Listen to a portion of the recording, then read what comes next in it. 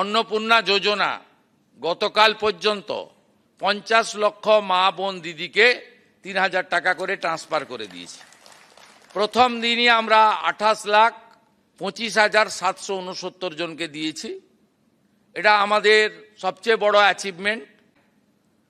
2,20,00,000 লোককে আগের সরকার লক্ষ্মীর ভাণ্ডার দিতেন, তার মধ্যে আমরা ধরেছি 27 লক্ষ এমন লোকের নাম ছিল যারা ভোটার লিস্টে নাম নেই।